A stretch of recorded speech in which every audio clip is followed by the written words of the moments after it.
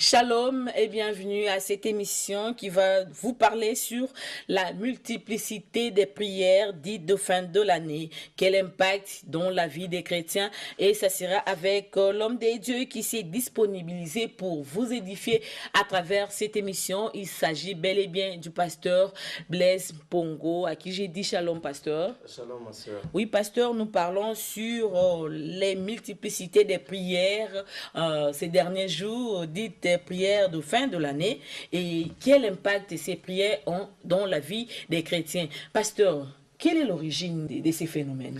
Voilà, je bénis le Seigneur. Déjà à la base, prier, c'est pas mauvais. Donc c'est une bonne chose que le peuple de Dieu prie. Mais le gros des problèmes, c'est la manière dont nous poussons ces peuples à prier. Et moi aussi, je m'étonne comme vous. D'où vient cette euphorie, cet phénomène où c'est seulement au mois de décembre que nous demandons à ce qu'il y ait des prières intenses, ainsi de suite. Est-ce qu'on a peut-être peur d'être bouffé par les sorciers à la fin de l'année? Peut-être ça doit être l'une des raisons. Mais s'il faut bien répondre à cela, il faudrait que nous puissions rester sur le terme biblique. Donc, sur le terme biblique, sur la base doctrinale, sur la base de la parole de Dieu, je ne vois pas vraiment une raison où on peut pousser les gens à beaucoup prier le mois de décembre. Donc, sur le plan doctrinal, sur le plan raison biblique, le Seigneur ne nous a pas demandé le mois de décembre qu'on prie beaucoup. Le Seigneur, oui, le Seigneur nous demande de prier sans cesse chaque jour, du mois de janvier jusqu'au mois de décembre. Il n'y a pas un mois qui devient spécial. Il n'y a pas un jour qui devient spécial. Donc, si les chrétiens, comme vous avez dit quelque chose qui nous a tous marrés, que les chrétiens ont peur d'être bouffés, alors les chrétiens n'ont rien compris parce que la parole de Dieu nous dit, celui qui demeure sous l'abri du Très-Haut repose à l'ombre du Tout-Puissant. Donc un enfant de Dieu n'a pas peur de se faire bouffer. Surtout quand on a le Saint-Esprit. Surtout qu'on a non seulement on a le Saint-Esprit, mais on est enfant de Dieu. À tous ceux qui l'ont réussi, à ceux qui croient à son nom, Dieu les a donné le pouvoir de devenir enfants de Dieu. Maintenant, les gros des problèmes que nous devons nous poser, c'est ce que vous m'avez posé comme question, l'origine de ces choses. Parce que, au temps de Jésus, le mois de décembre n'était pas si euphorique comme nous sommes en train de voir.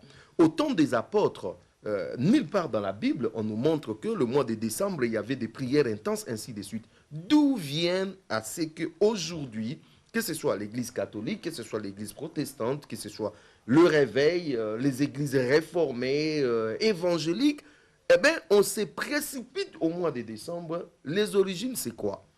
Alors, il faut remonter à des choses. Les origines historiques et les origines purement de l'évolution de l'Église. Sur le plan historique, vous allez vous rendre compte qu'il y a deux grandes fêtes majeures au mois de décembre. Ce sont des fêtes, en fait, qui entraînent tout le mois de décembre dans ces spirales. Nous avons la fête de Noël et la fête de Saint-Sylvestre, Nouvel An. Alors, si vous remontez, par exemple, dans l'histoire, on va vous dire que la fête de Noël, par exemple, c'était une fête qui était païen. C'était une fête qui était dédiée au dieu Mitra. On va d'ailleurs en parler à la prochaine émission. Le dieu Mitra, c'est le dieu soleil invaincu. Et cette fête se faisait le jour du solstice d'hiver, c'est-à-dire le jour de la renaissance du soleil, au mois de décembre. Ça tombait beaucoup plus le 21, le 22, ainsi de suite. Donc, les Romains fêtaient bien leur fête, la païenne, dédiée à un dieu soleil, à un dieu païen. Maintenant, l'empereur Constantin Ier, lorsqu'il va se convertir dans le christianisme, il va entraîner avec lui la conversion de tout l'empire romain. Et dans ce sens-là, pour gagner tout le monde, il va coopter la fête qui a été dédiée au dieu Mitra. Eh bien, on cherche un verset où on dit Jésus-Christ c'est le soleil de la justice. On dit, bon, voilà, à partir d'aujourd'hui, ça ne sera plus dédié au dieu Mitra, ça sera maintenant dédié au soleil. Donc, on a changé la couleur de la voiture, mais la voiture est restée la même voiture. C'est pour cela, comme les Romains fêtaient cette fête-là avec faste, avec des banquets, des réjouissances, des orgies sexuelles, des plaisirs de la chair, eh bien, quand cette fête est passée dans la chrétienté, l'esprit qui accompagnait la fête est resté le même. Donc, Jésus-Christ, déjà à la base, n'est même pas né ce 25 décembre en question. Donc, vous voyez, première hérésie, c'est-à-dire première fausse doctrine, mensonge qui est introduit au mois de décembre. Deuxième fête, Saint-Sylvestre. Les Romains fêtaient également le 31 une grande fête. On organisait des grands banquets pour accueillir la nouvelle année. Et on dit souvent, plus la fête était grande, plus il y avait beaucoup de mets, cela veut dire que vous avez plus de chances d'avoir une année beaucoup plus fertile. Donc on organisait beaucoup à manger, ainsi de suite, le 31, et c'est comme ça qu'ils accueillaient la nouvelle année. Et malheureusement, il s'est fait que le 33e pape catholique, le pape Sylvestre, était mort le 31 au 4e siècle. Alors, pour célébrer ces papes dont on avait canonisé, il était devenu saint, sa mort, le 31 décembre, alors les catholiques ont fête maintenant la fête de Saint-Sylvestre, ce qui n'a rien à voir avec la parole de Dieu. Et nous tous maintenant, nous avons érigé cela à des principes bibliques. Vous voyez? Et les églises de réveil, quand ils sont venus, les églises évangéliques, ils ont récupéré d'abord la Saint-Sylvestre, ils ont récupéré la Noël et ils ont imposé encore un autre rythme. C'est-à-dire, il y a des démons qui vous entourent, qui bloquent votre bénédiction. Il faudrait maintenant intensifier les prières, sinon vous n'allez pas traverser l'année normalement. Ainsi de suite, on a créé plusieurs mythes au mois de décembre. Le mythe qui ne sont pas justifiables par la parole de Dieu. Alors, Marc au chapitre 7, écoute ce que le Seigneur dit, le verset 8. Vous abandonnez les commandements de Dieu et vous observez la tradition des hommes, le verset 13. Annihilant ainsi la parole de Dieu par votre tradition que vous avez établie. En fait, ce que nous sommes en train de voir ici, quelle que soit la fête de Saint-Sylvestre, quelle que soit la fête de Noël, quelles que soient toutes ces pratiques que nous avons aujourd'hui, des veillées de prière qui commencent le premier, où les gens font des 31 jours de jeûne, où voilà, tout ça n'a rien à voir avec le fondement biblique. Ça n'a rien à voir. Donc voilà les origines, que ce soit historique ou hérésie, que nous avons aujourd'hui dans les églises. Et je peux vous dire que ça devient compliqué pour les maîtriser. D'autant plus que ces traditions des hommes ont pris la place de la parole. Et 1000 personnes aujourd'hui peuvent dire que non, ce n'est pas ça. Même moi, les gens qui sont en train de suivre, ils vont dire, mais ce messieurs, il vient d'où là avec sa théorie? Alors que c'est ça la parole. Il n'y a rien de fait de Saint-Sylvestre dans la parole de Dieu. Rien de tout ça. Et tout ça a apparu vers le 4e siècle. Donc, au temps de Jésus, il n'y avait rien de ça. Au temps des apôtres, il n'y avait rien de ça. C'est vers le 4e siècle que tout ça va commencer à apparaître, la Noël, ainsi de suite, qui n'a rien de voir de près ou de loin avec la parole de Dieu. Et pasteur, puisque ces phénomènes a eu un début, pourquoi ça ne doit pas avoir une fin aussi? Ça ne peut pas avoir une fin parce que, c'est l'œuvre du diable. Le diable est derrière ça.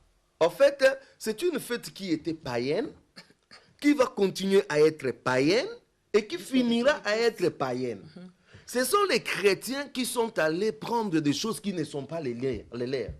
Vous voyez, c'est-à-dire que ce n'est pas une fête qui est chrétienne. C'est-à-dire nous les chrétiens, nous sommes entrés dans quelque chose qui n'est pas les nôtres.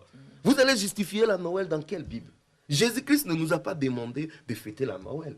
Il ne nous a pas demandé de fêter son anniversaire. D'autant plus que déjà dans la tradition hébraïque, on ne fêtait pas les anniversaires.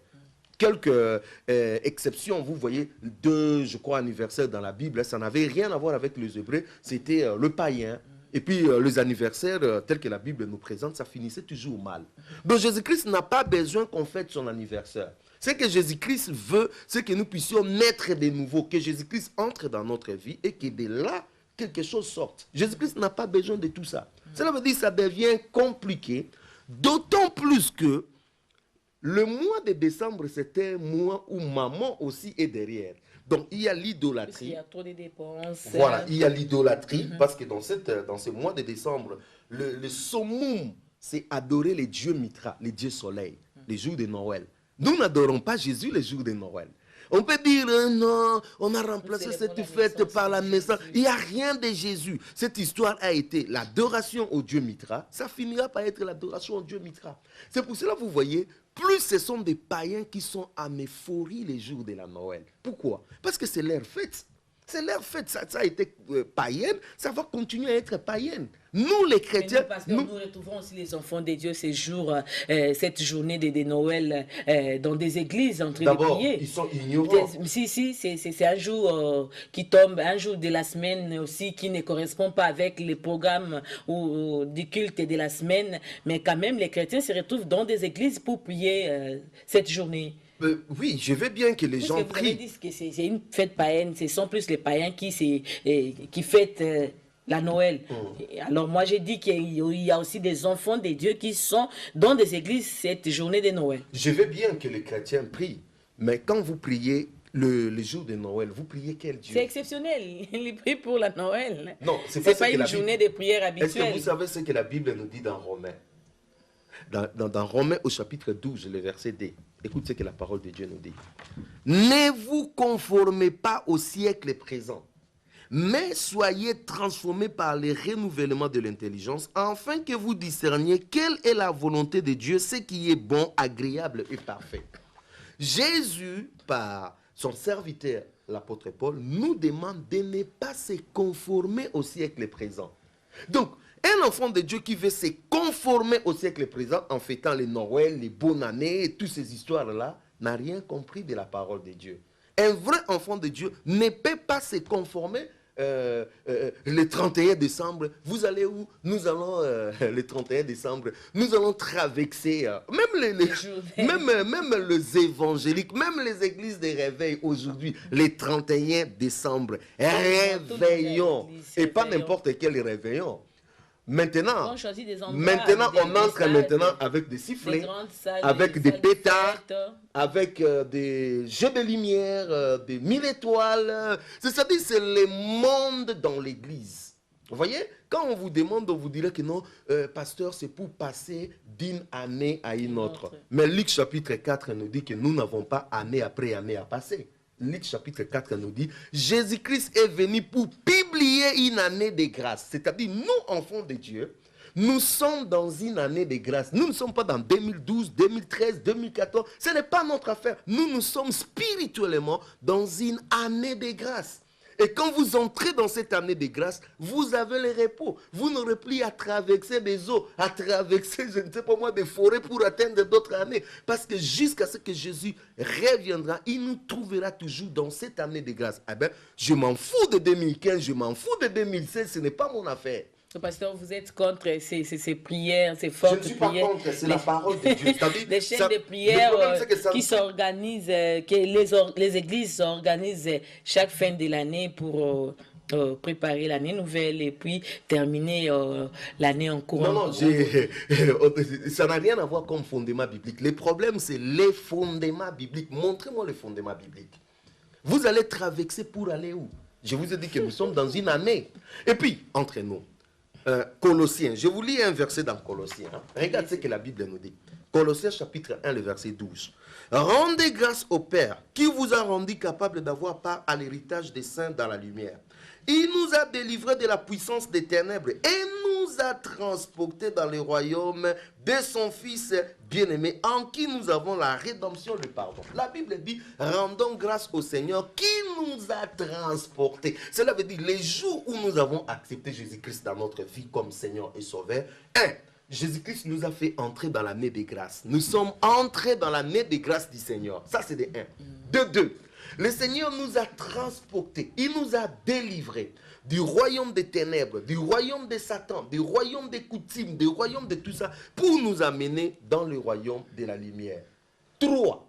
Éphésiens au chapitre 1 nous dit, le Seigneur nous a bénis de toutes sortes de bénédictions spirituelles dans le lieu céleste. C'est-à-dire, je n'ai plus à chercher ma bénédiction le 27 décembre. Je n'ai plus à chercher ma bénédiction au mois de décembre parce que je suis béni de toutes sortes de bénédictions dans le lieu céleste. Et quatrièmement, la protection est assurée.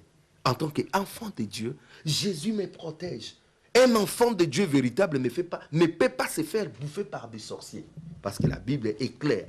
C'est lui qui demeure sous l'abri du Très-Haut, repose à l'ombre du Tout-Puissant. Que 1000 tombent à son côté, 10 000 à sa droite, il ne sera jamais atteint. Et toute malédiction sans cause contre un enfant de Dieu est nulle et sans effet. Prier ou ne pas prier, toute malédiction sans cause, je dis pour des vrais enfants de Dieu. Parce qu'ici à Kinshasa, nous avons des vrais Tintins, c'est-à-dire des gens qui se réclament enfants de Dieu, mais qui sont dans tout ce qui est le monde. Eh bien, vous êtes dans le monde, un peu de Jésus, vous connaissez ce que la Bible dit, ni chaud ni froid, je te vomirai. Et après vous allez commencer à demander au Seigneur, mais Seigneur, moi j'ai prie, pourquoi toutes ces choses m'arrivent? Mais oui, parce que tu as été ni chaud ni froid. Donc vous voyez que, bibliquement parlant, je n'ai pas à chercher ma bénédiction au mois de décembre parce que je suis béni de toutes sortes de bénédictions. Je n'ai pas à traverser parce qu'il m'a fait déjà transporter du royaume des ténèbres au royaume des lumières. Qu'est-ce que je vais chercher encore au mois de décembre? C'est-à-dire, c'est un mois naturel, c'est un mois comme tout autre mois. Il n'y a rien de spécial. Ce que nous avons à fêter, c'est l'adoration que nous faisons à Jésus chaque jour. Eh bien, ça m'étonne de voir que tout le monde se prépare. Le 31 décembre, ils vont aller faire des veillées. Et des veillées qui seront accompagnées tout simplement des enveloppes. Vous allez voir aussi que pour ces prières du 31 décembre ou du mois de décembre, il y a beaucoup plus de personnes dans des églises, comme dehors de l'église, comme d'habitude. Les églises sont pleines. Je ne sais pas, parce que les gens, comme je l'ai dit tantôt, parce que les gens ont peur d'être bouffés par les sorciers. Vous allez voir quelqu'un qui n'a jamais été à l'église depuis le début de l'année, et le 31 décembre, cette personne se retrouve à l'église. Le mythe est devenu l'évangile. Et l'évangile véritable a été bafoué. Les traditions des hommes, c'est devenu le principe. Et la parole de Dieu, qui est notre boussole, qui est notre base, a été tout simplement éradiqué.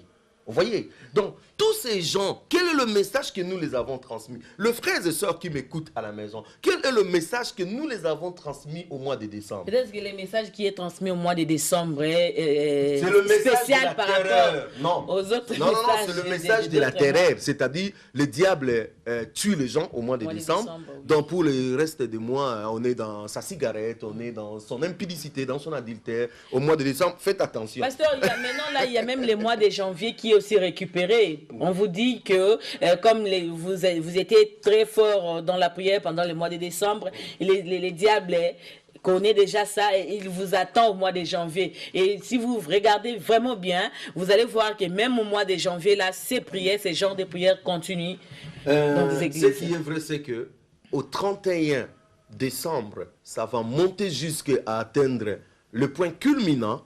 Et dès que nous descendons les premiers, tous ces gens qui ont été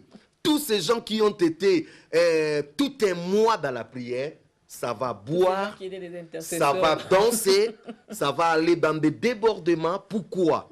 Parce que l'esprit de la fête va continuer à rester. Parce que cette fête, je dis que c'est une fête païenne. C'est-à-dire l'esprit qui accompagne cette fête. Hein? Parce que le 31, les gens se faisaient des cadeaux, se partageaient des histoires. Depuis l'époque avant Jésus-Christ, le temps des Romains, ça se faisait comme ça. Et aujourd'hui, ça s'est officialisé. Le 31, le premier, nous allons nous échanger de vœux, bonne année. Même si quelqu'un ne me dit pas bonne année, je m'en fous. Mon année n'est pas bonne parce que quelqu'un a dit bonne année. Mon année est bonne aussi longtemps que j'ai le Seigneur Jésus-Christ dans ma vie. C'est-à-dire les gens vont faire des échanges de vœux, des échanges de cadeaux. Et surtout, quel genre de cadeaux que les gens vont se faire. Ça existe en toujours, premier. Ça existe toujours. En premier, moi, les cadeaux que les gens vont faire. En premier, ce sont des vins. De vin, mes amis, l'alcool. On se partage les vins, on se partage le vin, on se partage. Et allez voir comment les gens vont s'habiller. Voilà, parce que c'est l'esprit qui est derrière là n'a pas changé. Vous pouvez habiller ça en chrétien, mais l'esprit qui est derrière. Et allez le 31, vous allez voir. Ça va danser tout le danse diabolique, satanique dans l'église. Et puis le sommet de tout ça, c'est quoi? C'est une enveloppe bien secouée une bonne enveloppe. Je voulais d'ailleurs en venir là, pasteur, pour dire à qui profitent toutes ces journées de prière. Est-ce qu'aux chrétiens, aux églises ou aux organisateurs de ces prières? Moi, je ne vois même pas la prière, je ne vois pas tout ça. Moi, je vois à qui profite le mois de décembre. C'est-à-dire du 1er décembre, avec toutes ces prières qu'on organise, des veillées, ainsi de suite, jusqu'au 25, où il y a vraiment l'euphorie, entre guillemets, Jésus-Christ est né, je ne sais pas combien de fois Jésus-Christ va naître. Et puis le 31, ça sera, voilà, le banquet, ça sera vraiment terrible. À qui profite tout ça? Eh bien, ça profite d'abord au diable, qui est l'instigateur, qui réussit jusqu'aujourd'hui à tromper les enfants de Dieu. Même de vrais enfants de Dieu qui me suivent vont s'opposer à cette parole. Ils vont dire non, il exagère, c'est un extrémiste. Mais non, je ne suis pas un extrémiste. Je vous dis ce qui est vrai dans la parole de Dieu. Tout ça n'a rien à voir avec des bases bibliques. Ça, c'est des 1. Ça profite au diable. Ça ne profite pas au Seigneur. Deuxièmement, parce que la Bible dit, mon peuple périt parce qu'il lui manque la connaissance. Faute de connaissance, nous sommes entraînés dans des choses qui n'ont rien à voir, dont les disciples, le premier disciple, les apôtres de Jésus n'ont pas pratiqué. Mais nous, aujourd'hui, nous les pratiquons. Deuxième des choses, ben, ça profite aux multinationales. Est-ce que vous savez combien de grandes entreprises dans ce monde vivent que de Noël pour écouler des jouets, des sapins de Noël? Eh bien, Père Noël doit distribuer des cadeaux. Et la plupart de ces grandes entreprises, voilà, ils font de l'argent fou pendant ces fêtes de Noël. Même des entreprises de télécommunications, ainsi de suite. Les échanges des SMS, des communications qui vont se passer. C'est eux qui en profitent. Eh bien, des pasteurs disent, nous aussi, nous n'allons pas laisser cette affaire, cette aubaine, ces mannes passer comme ça. Et on va commencer à organiser des veillées, des histoires depuis le 1er décembre, enveloppe après enveloppe, enveloppe après enveloppe. Vous allez s'aimer, et jusqu'à ce que le 31 décembre, vous allez amener maintenant la plus grosse enveloppe qui vous fera entrer dans la nouvelle année, qui n'a rien à voir avec la parole de Dieu. Si quelqu'un vous demandait d'amener une grosse enveloppe qui vous fera passer dans l'autre année, où soi-disant Dieu a demandé cela, c'est un menteur. Dieu n'est pas dans ces histoires. J'aimerais lire peut-être un dernier verset avec vous. Dans Ésaïe au chapitre 1, le verset 14. Écoute ce que le Seigneur dit. Mon âme est vos nouvelles lignes et vos fêtes. Elles me sont à charge. Je suis las de les supporter. Ça, c'est Dieu qui est en train de dire. Il dit, j'ai vos nouvelles lignes. Vos fêtes, ça me fatigue. Allez faire vos fêtes comme vous voulez. Ce n'est pas ce qui me préoccupe. Ce qui me préoccupe, c'est la justice. Est-ce que vous faites justice à la veuve, à l'orphelin, à l'opprimé? Est-ce que vos cœurs sont réformés? Est-ce que vous êtes dans la droiture? Vous avez laissé de prendre des maris d'autrui. Vous avez laissé de détourner. Vous avez laissé d'injurier, d'être dans l'idolâtrie, dans la magie, dans ceci, cela. Voilà ce que Dieu nous demande. Dieu ne nous demande pas de fêtes. Il dit, j'ai vos fêtes, j'ai vos nouvelles lignes. Ça ne me préoccupe pas. Je ne suis pas dans ça. Je suis dans la personne qui me cherche de tout son cœur, parce que la parole de Dieu nous dit, le Seigneur cherche ce qu'il adore en esprit et en vérité. Si nous ne sommes pas dans cette logique-là, eh bien, fêtons. Moi, je dis, ceux qui fêtent des Noël, des Nouvel An, ce sont des païens, parce que c'est une fête païenne, et ce sont des païens qui vont le fêter. Mais les vrais enfants de Dieu n'ont pas le temps dans tout ça. Ça ne nous intéresse pas. Pasteur, une dernière question. Ces prières, ces fortes prières de fin de l'année, ont-elles de l'impact dans la vie des chrétiens? Si derrière ce qui est organisé, il y a le goût de l'argent, ça ne va rien se passer. C'est-à-dire, si c'est pour soutirer de l'argent aux gens, comme j'ai expliqué là, il n'y aura aucun impact. De deux, si c'est fondé sur l'ignorance, sur l'erreur, il n'y aura aucun impact. Parce que vous allez dire à quelqu'un que non, Vous allez traverser la pauvreté et rester en 2015. Oui, pauvreté, pauvreté. Tu es resté, tu es resté. Cet homme va en 2016, continuer avec la pauvreté en 2016 et ça sera jusqu'à la fin de l'année. Voilà, à la fin de l'année 2016, nous allons traverser encore. Mais il faut que la personne là se pose la question. J'avais traversé 2015. Il faut faire les bilans. J'avais traversé 2015, j'ai laissé ma pauvreté là-bas. D'où vient encore la pauvreté m'a rejoint. Cela veut dire que ce n'est pas ce qui est à faire. On trompe les gens avec des traversées. Il y a même des églises où je passe, j'entends, on dit ouvrez vos poches. On ouvre les poches, on dit dollar vient. Maintenant l'argent vient. L'argent ne vient pas de cette façon. La Bible dit le travail procure l'abondance. Si tu veux avoir l'abondance, va travailler. Ça n'a rien à voir avec ouvrir des poches et crier tout au long de la nuit, faisant des tapages nocturnes. Le dollar vient, le dollar ne vient pas comme ça. Donc vous voyez que si nous sommes dans l'erreur, si le fondement biblique n'est pas ce que nous faisons n'a pas comme fondement, sous-bassement la parole de Dieu, vous êtes en train de passer des temps inutiles. Inutiles. Le vrai souci que Dieu a, c'est que nous puissions réformer nos cœurs. Dieu n'est pas dans tout ça. Je vais peut-être pour terminer.